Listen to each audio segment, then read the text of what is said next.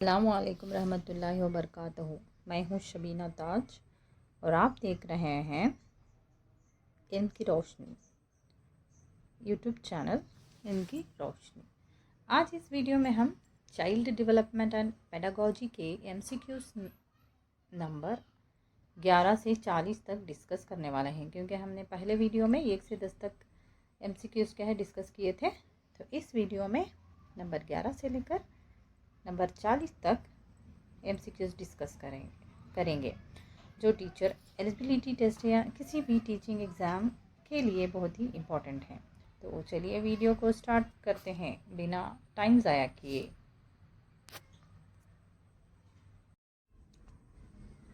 تو 11واں سوال ہے، سیکھنے کی بنیاد کیا ہے؟ تو سیکھنے کی بنیاد ہے تجربہ۔ سوال، بچے کا پہلا اسکول کیا ہوتا ہے؟ جواب، گھر۔ سوال، تدریس کا مقصد کیا ہونا چاہیے؟ جواب، سمجھ بوجھ پیدا کرنا۔ سمجھ بوجھ پیدا کرنا۔ سوال،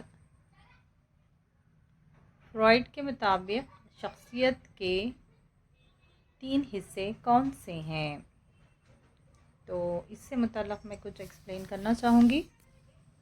مشہور ماہر نفسیات سگمنڈ فرائڈ کے مطابق شخصیت کے 3 بنیادی حصے ہوتے ہیں۔ یہ تینوں حصے انسان کے رویے، سوچ اور جذبات کو متاثر کرتے ہیں۔ تو یہ حصے کون سے ہیں؟ اڈ،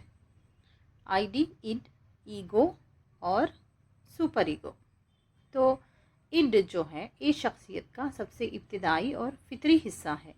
یہ صرف خواہشات، جذبات اور جبلتی تقاضوں پر مبنی ہوتا ہے۔ کہتا ہے مجھے ابھی چاہیے۔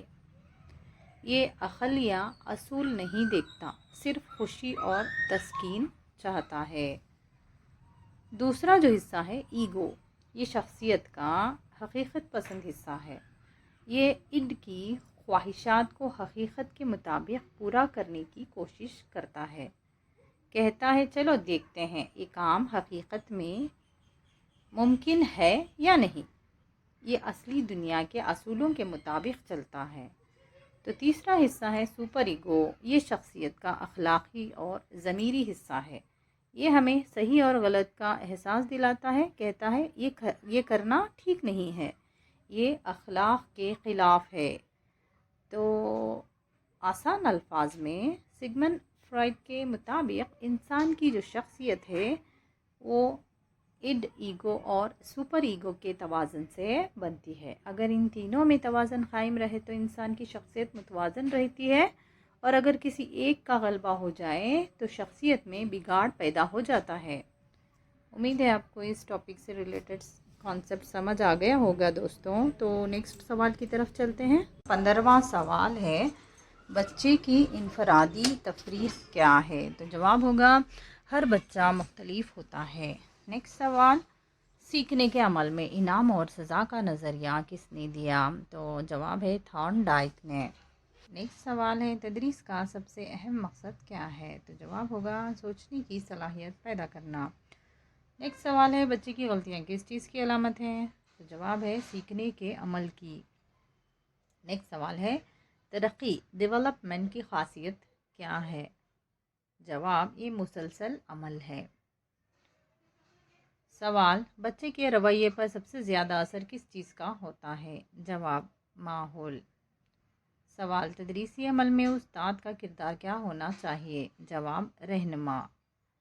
سوال، سیکھنے کی سب سے مؤثر صورت کون سی ہے؟ جواب، کر کے سیکھنا۔ سوال، موٹیویشن کا مطلب ہے؟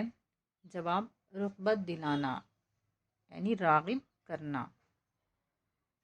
سوال، بچے کی زبان کی ترقی کب سے شروع ہوتی ہے؟ جواب، پیدائش سے۔ سوال، تدریسی عمل میں سوال پوچھنے کا مقصد کیا ہے؟ جواب، سوچ کو بیدار کرنا۔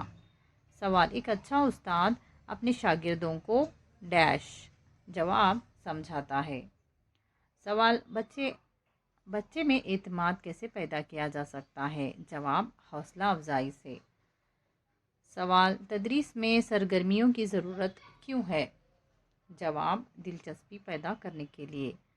سوال، इंक्लूसिव एजुकेशन यानी शमूलियाती तालीम का मतलब है। जवाब, सब बच्चों को एक साथ तालीम देना। सवाल, बच्चे की तख्लीकी सलाहियत बढ़ाने के लिए उस्ताद को क्या करना चाहिए? जवाब, सवालात पूछने की इजाज़त देनी चाहिए। सवाल, बच्चे में सबसे पहले कौन सी सलाहियत पैदा होती है? जवाब, समात।